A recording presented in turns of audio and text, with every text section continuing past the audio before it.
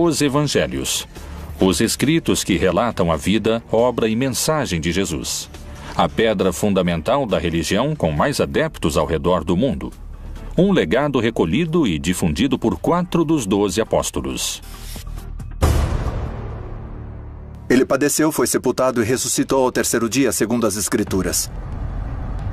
O que os evangelhos narram não coincide sempre. Se existiram outros evangelhos, que mistérios os manteve ocultos? Quem os escreveu e por que não formaram parte da Bíblia? A maioria dos textos gnósticos foram queimados ou enterrados. A religião foi imposta de cima para baixo, sobre todos. Por que esses evangelhos permaneceram ocultos? Uma palavra típica dos manuscritos do Mar Morto é hebraica hazes, que significa segredo. Eles poderiam prejudicar ou mudar a história da religião se fossem revelados? Eles foram encontrados no século XX. E se as coisas não são como vocês estão vendo, abra os olhos. Lá estava. Textos como os de Judas, Tomé, Felipe e Maria Madalena estão entre os evangelhos proibidos encontrados nos últimos tempos. Que mistério continha o evangelho de Maria Madalena, oculto durante quase toda a existência do cristianismo? A única que Jesus reconhecia como seu par, sua igual, como mestre espiritual, era uma mulher chamada Maria Madalena. Que princípios básicos do cristianismo o evangelho de Tomé questiona fortemente? As mulheres não podem entrar, nem receber, nem entender o reino de Deus até que se tornem homens. Que segredo revela o evangelho escrito por Judas Iscariotes? Aqui eles retratam Judas como um grande traidor. Jesus pediu a Judas que o entregasse. A história de um segredo de quase 2 milênios. Seria o maior escândalo de censura de toda a história? Como e quanto as crenças judaico-cristãs teriam se modificado se esses textos tivessem formado parte da Bíblia? Os Evangelhos Proibidos.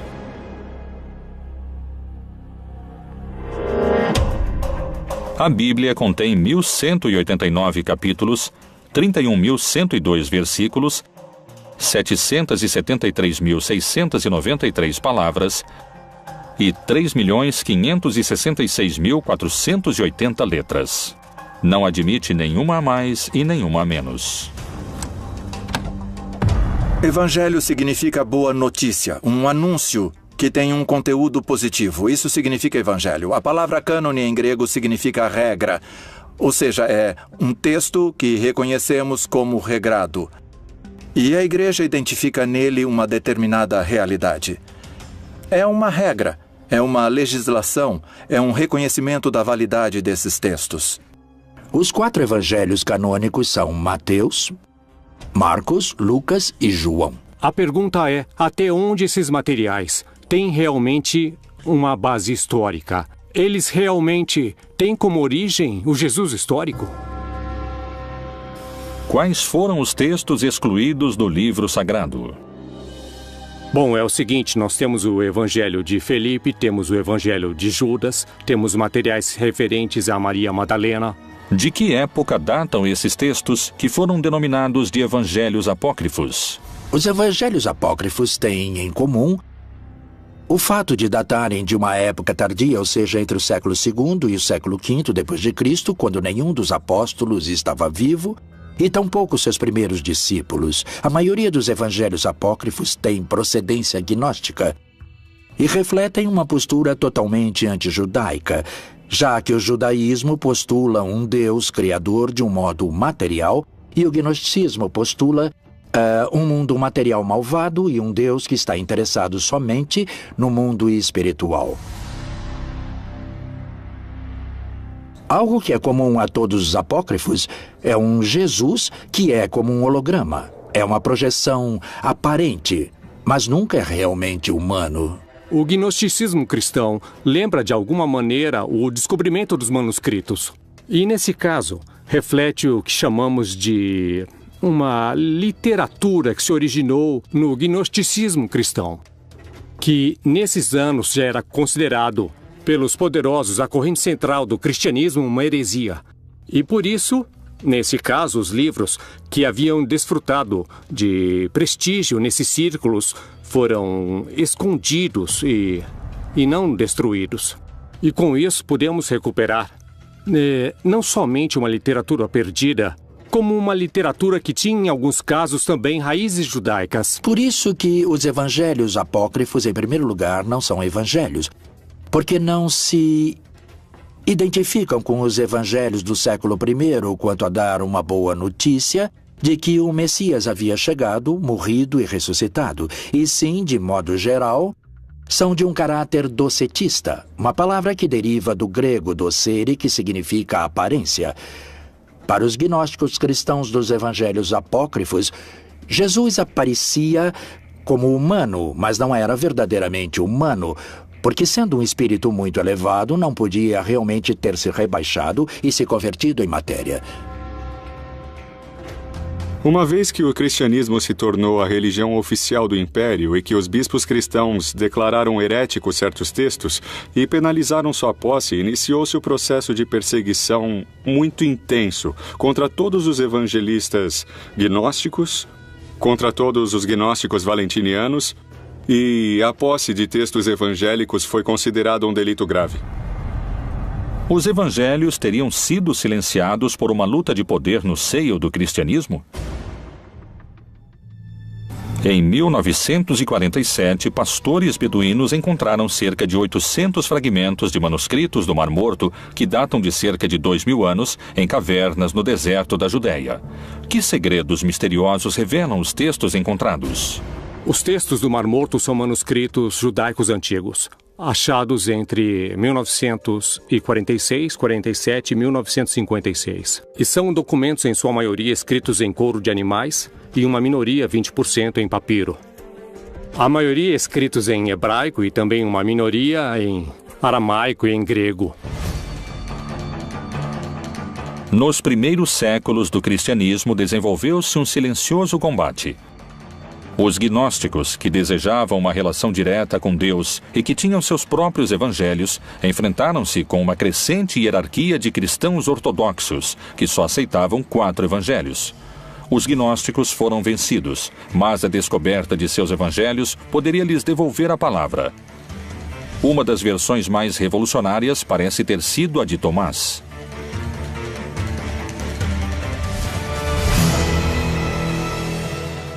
Há um escrito que alguns chamaram de Quinto Evangelho, que é o Evangelho de Tomé. Na verdade, nós o conhecemos pela tradução em copta, que foi achada na região do Egito, onde, por certo, muitos dos gnósticos cristãos foram viver. Há uma biblioteca descoberta perto das cataratas do Nilo, que se chama Nag Hammadi, e onde foi descoberta uma quantidade maravilhosa de textos antigos, muitos deles, precisamente, de origem gnóstica. Depois disse a Tomé: põe aqui o teu dedo e vê as minhas mãos, e chega a tua mão e põe-na no meu lado. E não sejas incrédulo, mas crente. Disse-lhe Jesus: porque me viste, Tomé, creste. Bem-aventurados os que não viram e creram. Tomé duvidou da ressurreição, tanto nos textos apócrifos como nos textos canônicos. É muito peculiar, porque o Evangelho de Tomé não fala de quem era Jesus, nem que nasceu de uma virgem, não menciona Maria, nem seu pai, nem seus irmãos, nem a vida de Jesus, nem como morreu. Só fala dos dizeres de Jesus. É uma coleção de 117 dizeres de Jesus. Grande parte dos dizeres de Jesus não aparecem em nenhuma outra parte do Novo Testamento. E fala de um Jesus muito místico, muito espiritual, e que o reino dos céus está dentro de cada pessoa.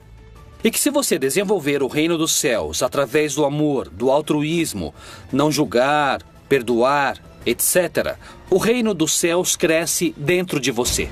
O reino está dentro de vós, e também está em vosso exterior. Quando conseguirdes conhecer a vós mesmos, então sereis conhecidos e compreendereis que sois filhos do Pai vivo. Há quem diga que se os textos tivessem ficado dentro da Bíblia, seria um contra-argumento do cristianismo institucionalizado. Por exemplo, um texto de Lucas, em que Jesus diz: o reino dos céus está. Em grego escreveram mesos, vocês. Mesos pode ser traduzido como dentro ou entre. E Tomé vai dizer que Jesus disse dentro de vocês. O reino dos céus está dentro de cada um. Qual seria a mudança fundamental que poderia provocar a tradução segundo o texto de Tomé? Não haveria igreja. A igreja em si significa grupo, significa pessoas convocadas, congregadas. Por que pode ser igualmente traduzido como Tomás traduz? O reino dos céus está dentro de cada um. Para o gnosticismo, a experiência religiosa é uma experiência imediata que não requer mediação do sacerdote ou do bispo. Nós temos mediações para aprender. Temos mediações para nos relacionar com os demais, temos mediações na linguagem, temos mediações no modo de nos comportar com os outros. E prescindir de mediações é uma pretensão que realmente não corresponde à prática e à experiência humana natural. Nesse sentido, uma mediação social e uma mediação institucional são imprescindíveis, não só no âmbito da fé, como praticamente em qualquer âmbito da vida cultural. Isso representava um desafio e também uma ameaça política muito séria para os bispos cristãos, pois o seu papel como mediadores entre o homem e o céu, ou entre o homem e Deus, era colocado sob suspeita. A salvação através do conhecimento interior é um dos princípios gnósticos. Jesus disse: aquele que busca, continue buscando até encontrar. Quando encontrar, ele se perturbará. Ao se perturbar, ficará maravilhado e reinará sobre o todo.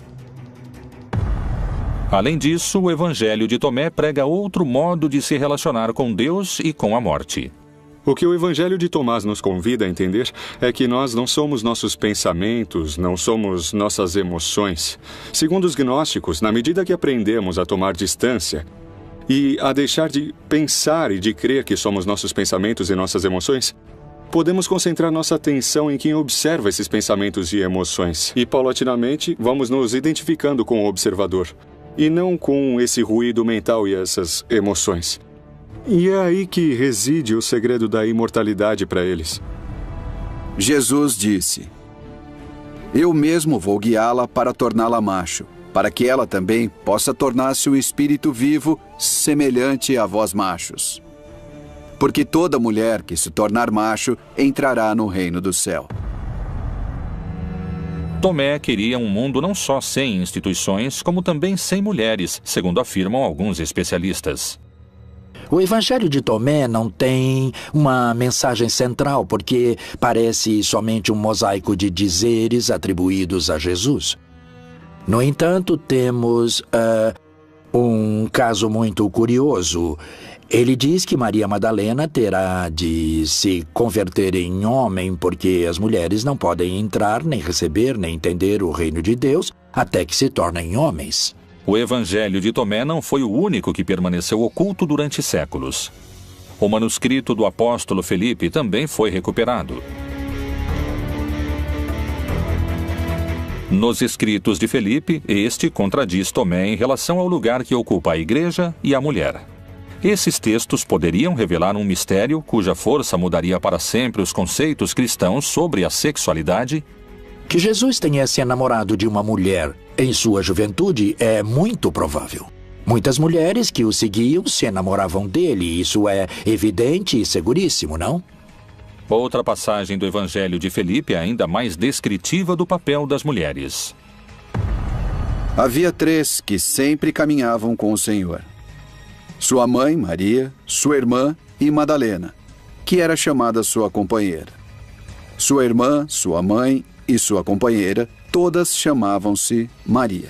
O Evangelho de Felipe também diz que Pedro, em algum momento, insistiu para que deixassem as mulheres de lado, que não poderiam ser discípulas nem apóstolas de Jesus. E Jesus responde de maneira maravilhosa. Ele diz: deixem que elas nos sigam, porque a que se tornar minha discípula terá um espírito vivo como o de vocês, varões. E Pedro insistiu, não, sobretudo Maria, que Maria nos abandone, a Maria de Magdala. E Jesus lhe disse, toda mulher que se humanize a si mesma entrará no reino dos céus. Esse texto também está no Evangelho de Felipe e também o tiraram. Nesses textos são mencionados elementos das mulheres, personagens femininas. Falam do espírito como algo feminino, o que não agradou às pessoas que decidiam que textos que entravam ou não entravam. Então os excluíram completamente, porque a postura sempre foi de um ponto de vista masculino. Os evangelhos proibidos de Tomé e Felipe não são os únicos que relatam uma versão distinta da encontrada na Bíblia oficial. Que versão surpreendente se encontra nas páginas dos textos de Judas Iscariotes que poderia mudar para sempre a imagem que o cristianismo teceu sobre ele?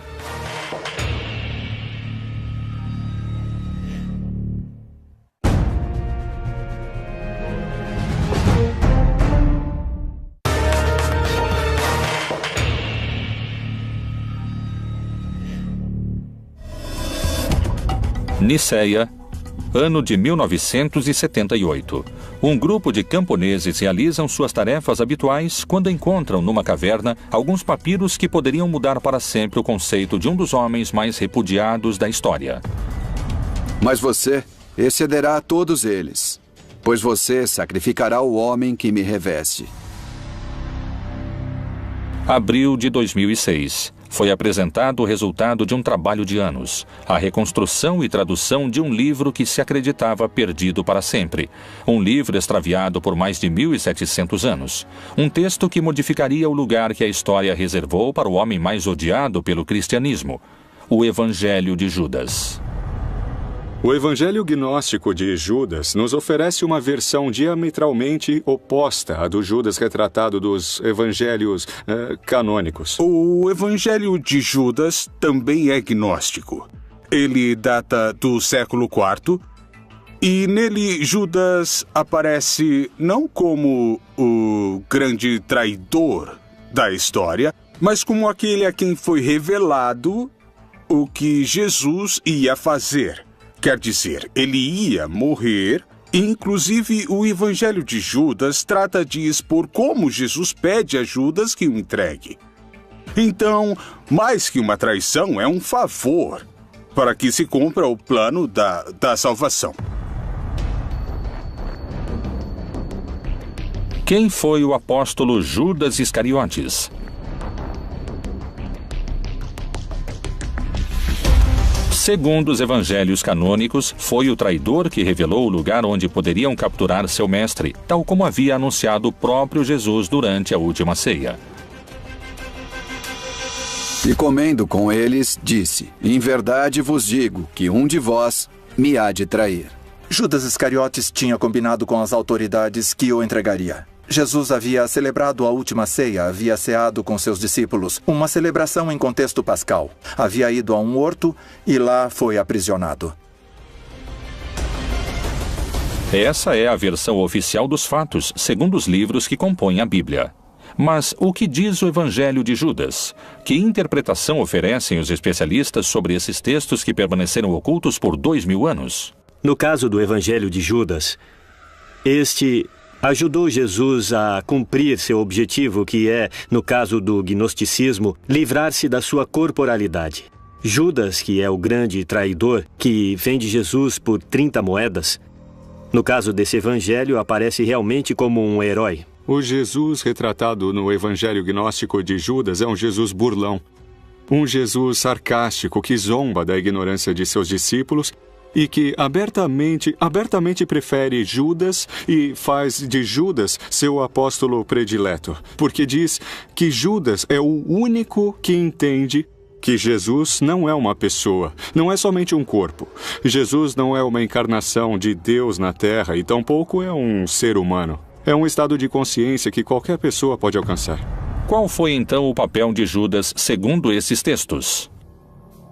O texto de Judas é o texto de uma comunidade que quer retomar esse personagem, quer reivindicar esse personagem de alguma maneira e o coloca dentro de todo um plano que Deus tinha para a morte de Jesus. Nem mais nem menos. Ele abre a porta para que Jesus consiga se desfazer de seu corpo. Algo desagradável e que não está incluído na doutrina gnóstica e que coloca Judas em primeiro lugar, enquanto que na doutrina cristã genérica ou geral, Judas é menosprezado, é um ser cobiçoso, um ser vil, que é imediatamente enviado para o inferno. Judas não dá nenhuma importância, nem tampouco Jesus, à crucificação, porque Cristo não se identifica nem com o seu corpo, nem com a sua mente, nem com suas emoções. Segundo esse evangelho, é o próprio Jesus que confere a Judas o lugar que ocupará na história. Afaste-se dos outros e eu lhe contarei os mistérios do reino. É possível você alcançá-lo, mas você sofrerá muito. Por que as passagens são tão contraditórias? Pode ser simplesmente a interpretação dos textos? A entrega de Jesus aos romanos foi um ato heróico ou foi um ato que ia de encontro à própria vontade de Judas? A relação entre Judas e Jesus é uma relação de melhores amigos. De fato, Judas se nega a fazer o que Jesus lhe pede, ou seja, denunciá-lo, acusá-lo. São muitas as versões que existem em torno de Judas. Mas o que dizem os textos censurados e escondidos do seu próprio evangelho? Mas você cederá a todos eles, pois você sacrificará o homem que me reveste. Mas além da revelação do papel heróico de Judas na história, esse evangelho também coloca em primeiro plano a luta entre os gnósticos e a igreja. No evangelho de Judas, a crucificação também é um símbolo. E, portanto, a cruz é um símbolo místico que representa, por um lado, o princípio ativo masculino, representado no eixo vertical da cruz, e o princípio feminino masculino, representado pelo corte transversal horizontal que forma a cruz. A crucificação representa a possibilidade de se libertar, de se afastar desses dois princípios que fazem parte da natureza de cada pessoa. Então, mais que uma traição, é um favor para que se cumpra o plano da salvação. O evangelho de Judas o descreve não como um traidor, mas sim como um herói fundamental para cumprir o plano de Deus. Algo semelhante ocorre nos textos de Maria Madalena, que, longe de apresentá-la como uma pecadora, mostra-a como a discípula eleita, que daria continuidade ao projeto de Jesus.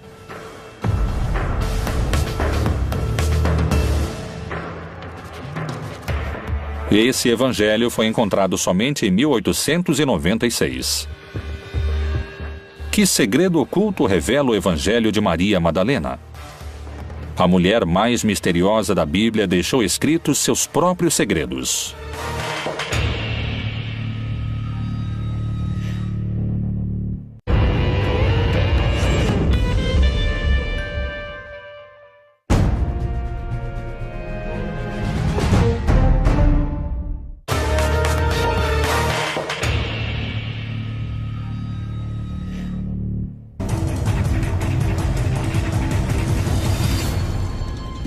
Os evangelhos gnósticos apresentam diferenças fundamentais em relação aos chamados canônicos, como os de Tomé, Filipe e Judas.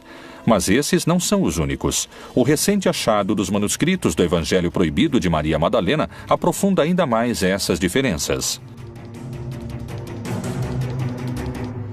A história de Maria Madalena está cheia de mistério e controvérsias. Sua história e seu papel ao lado de Jesus é motivo de debate. O achado dos evangelhos de Maria Madalena lança quanta luz sobre a construção feita em torno de sua figura.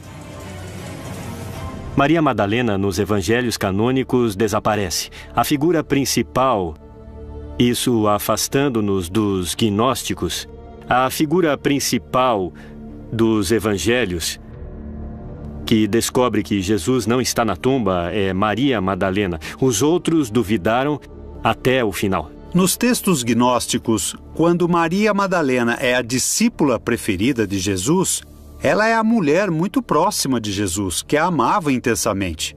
Ela andou com ele junto com os discípulos desde que Jesus pregava na Galileia. Ou seja, Maria estava acostumada com um trato cotidiano e direto com Jesus. Quais são as palavras do Evangelho de Maria Madalena que ordena segui-la ao invés dos discípulos? Será que ele realmente conversou em particular com uma mulher e não abertamente conosco? Devemos mudar de opinião e ouvirmos a ela? Ele a preferiu a nós? O texto concreto de Maria Madalena é do século II, não chega ao século III. Jesus de Nazaré beija Maria Madalena na boca, indicando que ela é alguém diferente e que está acima dos demais apóstolos. Maria Madalena é uma de suas eleitas. A pessoa com quem Jesus, desde outro mundo, não sabemos, desde algum lado, decide se contactar não são os outros 12 apóstolos, muitos dos quais escreveram a Bíblia, mas sim com uma mulher prostituta que se chama Maria Madalena, que é quem dá a boa nova. Não? Coisa curiosa, como era diferente Jesus, não, em relação a todo o resto da Bíblia. É para ela que Jesus aparece pela primeira vez. Por isso, ela recebeu o título ou nome de Apóstola dos Apóstolos. Por que Jesus escolheu se apresentar a Maria quando ressuscitou e não aos seus 12 discípulos? De que modo a Bíblia oficial relata esse encontro? Maria Madalena foi e anunciou aos discípulos que vira o Senhor e que ele lhe dissera isto. Quando Madalena disse que tinha visto Jesus, nessa hora Pedro zomba dela, diz: aquela mulher viu Jesus, mas que era apenas na sua imaginação. Então, inclusive, ele é repreendido por Levi por sua atitude que diz: Pedro, você sempre com esse seu mau gênio. Não trate a Madalena assim, eu não creio que essa mulher minta. Nos 4 evangelhos que temos no texto bíblico, ela não é muito comentada, essa figura se perde. Mas temos outros documentos que ela é considerada e que falam do ministério que ela exercia. Existiriam mulheres que participaram das decisões que acabaram formando o que hoje conhecemos como a Bíblia canônica? Os escritores, a maioria eram homens. E as decisões de como fechar o cânone bíblico e de como ir fechando os evangelhos também foram tomadas por homens.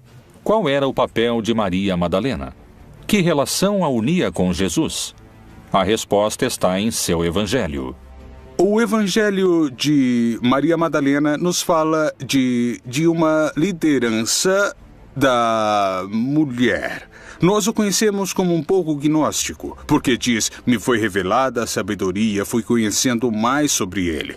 Então, no final das contas, o texto fala da vida de Jesus, aparentemente do ponto de vista de Maria Madalena, mas da forma como ela foi adquirindo conhecimento para chegar ao nível de Jesus. Por isso reconhecemos que é agnóstico. Esse evangelho relata um encontro único entre Jesus e Maria Madalena. É o momento em que o Salvador lhe revela um segredo que não conta aos outros apóstolos. Nos outros 4 evangelhos, a vida depois da morte é descrita como um paraíso de felicidade. Mas é diferente no Evangelho de Maria Madalena. No Evangelho de Maria Madalena, o que parece querer nos dizer é que no processo da morte, o que existe é uma decomposição. O que existe é uma dispersão das nossas emoções, de nossos pensamentos, uma ruptura de identidade. Esses são os demônios que Maria Madalena enfrenta. Mas, por outro lado, o que perdura é a atenção, a consciência, que é o contrário do pensamento. O pensamento passa o tempo se lançando para o futuro ou olhando o passado, mas raras vezes o pensamento está no presente, no agora. A consciência é a atenção, é a observação do que está ocorrendo agora. É por isso que os gnósticos pensam que podem sobreviver ao processo da morte. É depois da morte e ressurreição de Jesus que o Evangelho de Maria Madalena revela sua liderança em relação aos apóstolos. Maria Madalena se levantou, cumprimentou a todos e disse a seus irmãos: não vos lamentais nem sofrais. Antes, louvemos sua grandeza, pois ele nos preparou e nos fez homens. No Evangelho que leva o seu nome, ela aparece como uma figura central. Geralmente se referem a ela, ou ela mesma se refere a si mesma como a alma.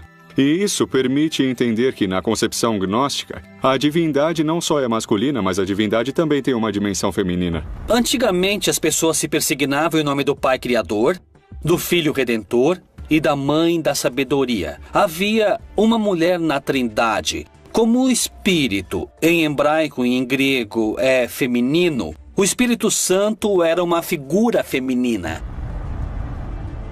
As primeiras igrejas cristãs se encontravam nas próprias casas dos seguidores. Lá, as mulheres tinham um papel predominante dentro da comunidade e na pregação do Evangelho. Não havia sacerdócio no século I. Não havia homens nem mulheres sacerdotes, mas quem partiu o pão era a mulher.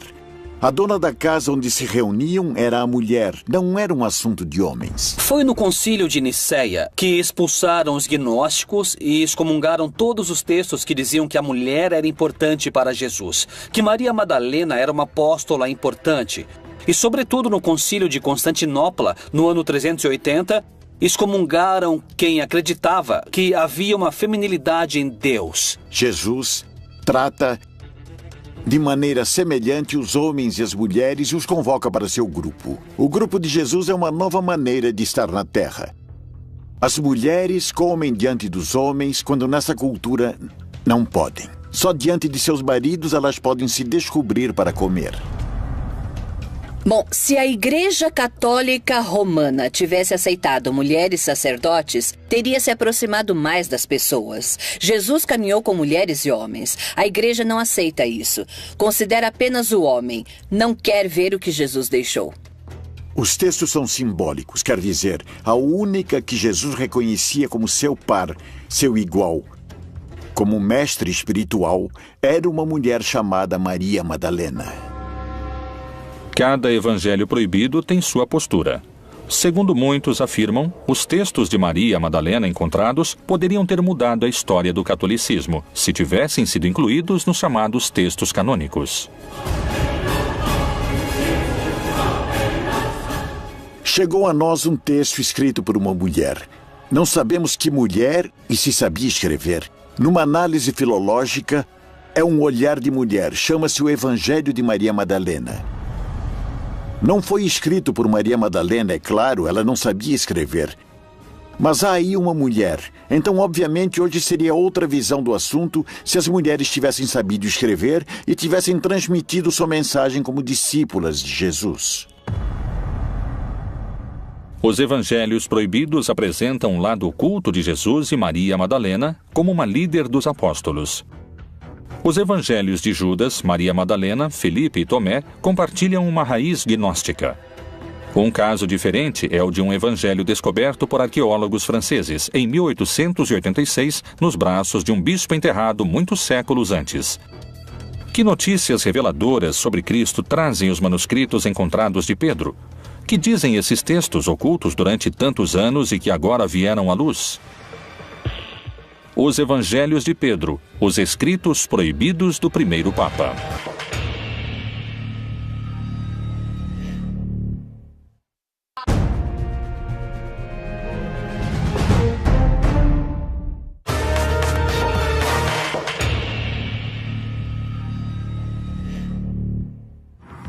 Alto Egito, século VIII.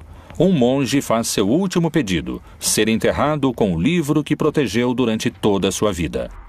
Inverno de 1886, sessão cristã de um cemitério no Alto Egito. Um grupo de arqueólogos franceses procuram peças e encontram o caixão que encerra o monge. Abrem-no e encontram em seus braços um antigo livro, e com ele a confirmação de uma suspeita. O Evangelho de Pedro existe. Durante mais de 1500 anos, a cristandade havia conhecido Cristo através das palavras de Mateus, Marcos, Lucas e João. Agora emergia outra verdade. É um evangelho que tem muitas diferenças com o que dizem de Pedro nos 4 evangelhos canônicos, e especialmente em relação ao episódio da ressurreição. O que diferencia o evangelho de Pedro dos evangelhos oficiais? O relato da ressurreição de Jesus está reconstruída, está ampliada, está aumentada, tem mais fantasia, e Pedro tem um papel maior, envolve muito mais os grupos judius, como que se arrependendo de não haver aceitado Jesus em seu momento. No Evangelho de Pedro, diferentemente do resto dos evangelhos, ele narra e descreve detalhadamente o episódio da ressurreição. Creio em um só Deus, Pai Todo-Poderoso, Criador do céu e da terra, e de tudo que é visível e invisível. E por causa disso foi crucificado nos tempos de Pôncio Pilatos. Padeceu e foi sepultado e ressuscitou ao terceiro dia, segundo as Escrituras. Outra das enormes diferenças que existem entre o Evangelho de Pedro e o restante que os evangelhos nos contam sobre Pedro é que, efetivamente, o Evangelho de Pedro diz que o responsável pela execução de Jesus realmente não foi Pilatos, e sim Herodes. Além disso, Pedro relata o momento da ressurreição em que o centurião e seus companheiros de guarda se apressaram a visitar Pilatos à noite, abandonando o sepulcro para lhe contar sobre a ressurreição. Depois, todos se aproximaram, pedindo e suplicando que ordenasse ao centurião e aos soldados não contar a ninguém o que tinham visto. Para nós, diziam, é melhor sermos culpados de gravíssimo pecado diante de Deus do que cairmos nas mãos do povo judeu e sermos lapidados. Pilatos, então, ordenou ao centurião e aos soldados que nada dissessem. Se não tivessem realmente mantido silêncio quanto à ressurreição de Jesus, suponho que tivesse acontecido o mesmo. Mas o que é muito importante ver é por que os evangelhos canônicos enfatizam tanto que a ressurreição foi uma ressurreição carnal. Por que importa tanto ao cristianismo canônico enfatizar a carnalidade da ressurreição, enquanto que para o gnosticismo a ressurreição de Jesus é algo que se apercebe e se percebe de maneira interna, de maneira espiritual. Essa é a grande diferença que existe entre o Evangelho de Pedro e os evangelhos oficiais. Quem realmente presenciou a ressurreição de Jesus? O resto do texto é muito semelhante aos relatos dos 4 apóstolos incluídos na Bíblia. Tal semelhança desperta algumas suspeitas. Quando foram escritos uns e outros? Quem narrou antes o milagre da ressurreição? Realmente não sabemos quem escreveu os evangelhos no Novo Testamento, nem sabemos quem escreveu esses outros evangelhos. Mas provavelmente foram escritos a partir de coisas que foram transmitidas oralmente. Podem ter sido escritos no final do século I, como o Evangelho de João no Novo Testamento, ou durante o século II. Todos escreveram a partir das histórias contadas pelos seguidores anteriores à época de Jesus. Quando comparamos os evangelhos, em muitos casos a mesma informação aparece em contextos literários diferentes.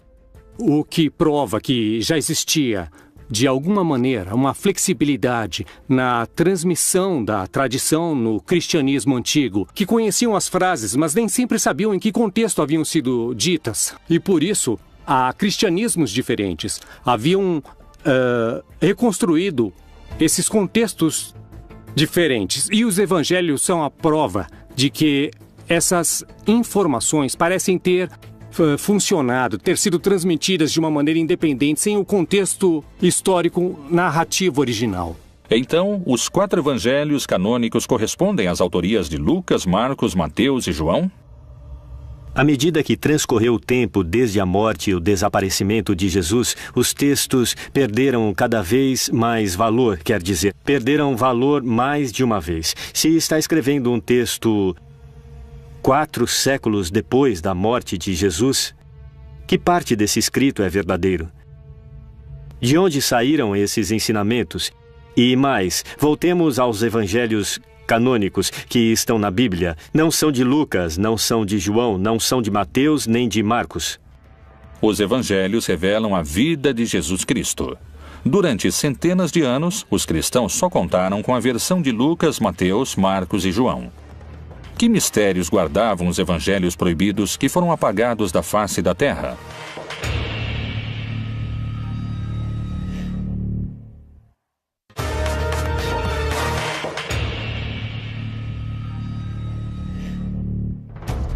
Quais foram os motivos para que alguns evangelhos fossem incluídos na Bíblia e outros fossem silenciados? As hierarquias eclesiásticas teriam sobrevivido se sua mensagem tivesse sido propagada? Quem foram e o que diziam os profetas que foram calados durante séculos?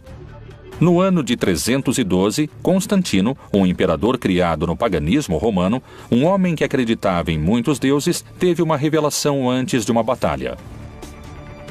Constantino teve um sonho em que uma voz lhe disse que se, durante aquela batalha, portasse uma cruz, um crucifixo, seria vencedor. E diz a lenda que foi assim. Na batalha da Ponte Milvia, derrotou Maxêncio, conseguiu unificar um império que estava dividido numa tetrarquia e depois se fez batizar e se converteu no primeiro imperador romano cristão. Isso foi muito significativo e muito relevante para o processo de consolidação política do cristianismo. A partir do triunfo de Constantino, a religião católica mudaria para sempre com o Concílio de Nicéia. Esse concílio ordenou o imperador Constantino para tornar o cristianismo uma religião imperial. E porque havia vários cristianismos.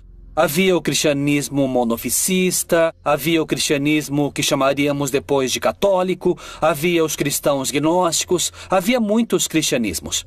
Para unificá-los, Constantino ordenou que os bispos de todos esses cristianismos se reunissem no ano de 325 na cidade de Nicéia, para escolher quais narrações e relatos da vida e da obra de Jesus eram reais e seriam revelados e quais não. Evidentemente, houve um interesse político de Constantino de unir em um mesmo texto, um texto grande, os escritos mais representativos das comunidades cristãs de maior valor em número ou prestígio do Mediterrâneo. Os evangelhos que aparecem na Bíblia apresentam graves erros históricos e geográficos que uma leitura precisa começa a revelar.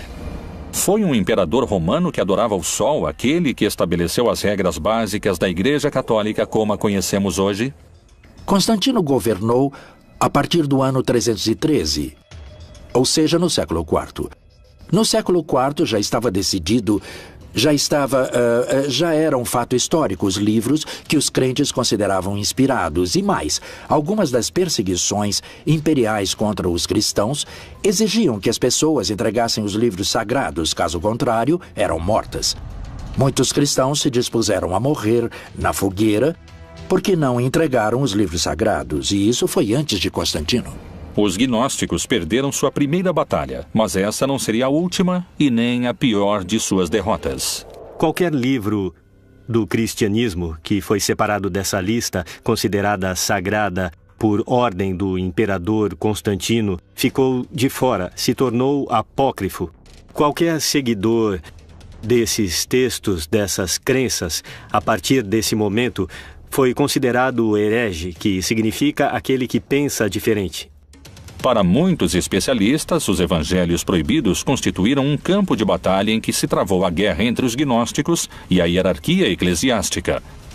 Uma luta que, segundo narra a história, venceram os sacerdotes da Igreja Católica.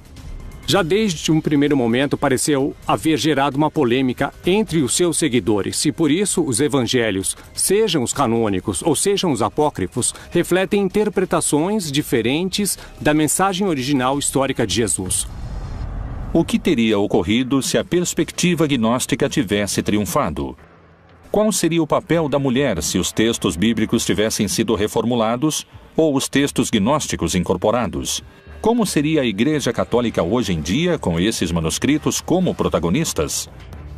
Essas são algumas perguntas que emergem da Bíblia Proibida.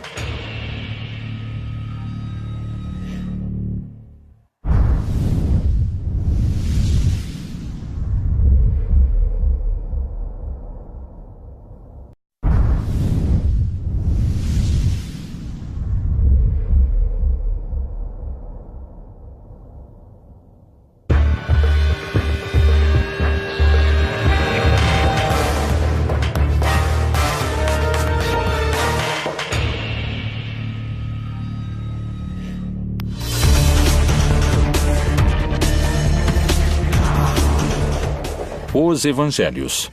Os escritos que relatam a vida, obra e mensagem de Jesus. A pedra fundamental da religião com mais adeptos ao redor do mundo.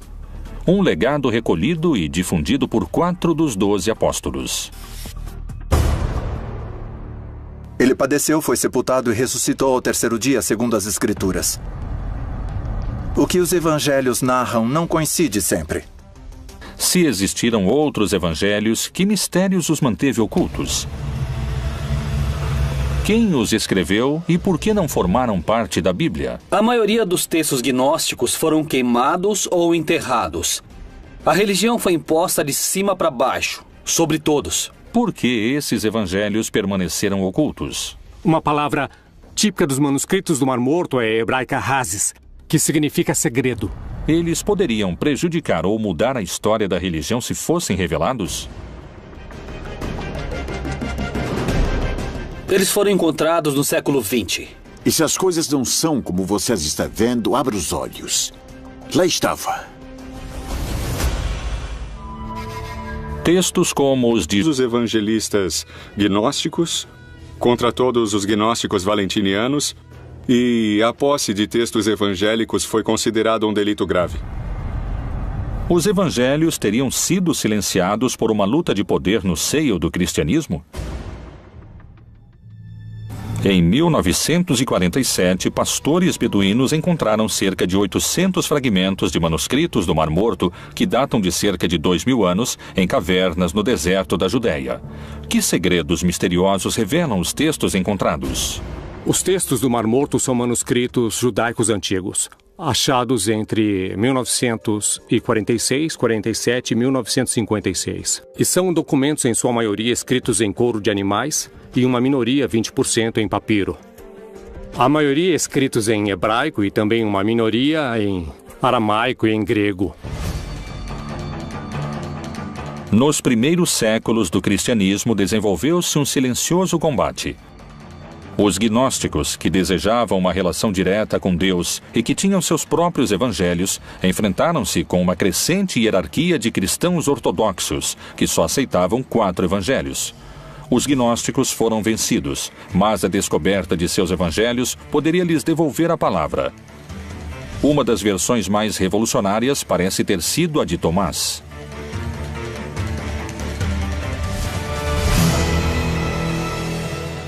Há um escrito que alguns chamaram de Quinto Evangelho, que é o Evangelho de Tomé.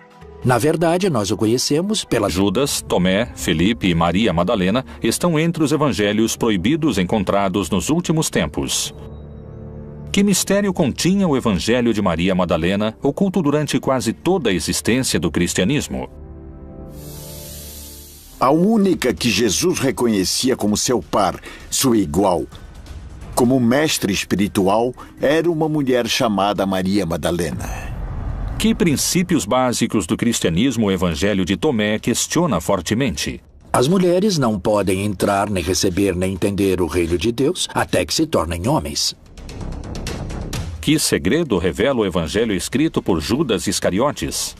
Aqui eles retratam Judas como um grande traidor. Jesus pediu a Judas que o entregasse. A história de um segredo de quase 2 milênios. Seria o maior escândalo de censura de toda a história? Como e quanto as crenças judaico-cristãs teriam se modificado se esses textos tivessem formado parte da Bíblia? Os Evangelhos Proibidos.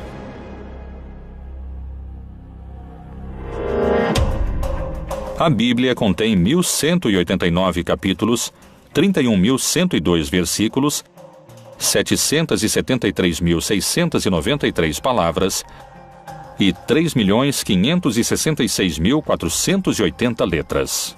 Não admite nenhuma a mais e nenhuma a menos. Evangelho significa boa notícia, um anúncio que tem um... Aparente, mas nunca é realmente humano. O gnosticismo cristão lembra de alguma maneira o descobrimento dos manuscritos. E nesse caso, reflete o que chamamos de uma literatura que se originou no gnosticismo cristão, que nesses anos já era considerado pelos poderosos a corrente central do cristianismo uma heresia. E por isso, nesse caso, os livros que haviam desfrutado de prestígio nesses círculos foram escondidos e e não destruídos.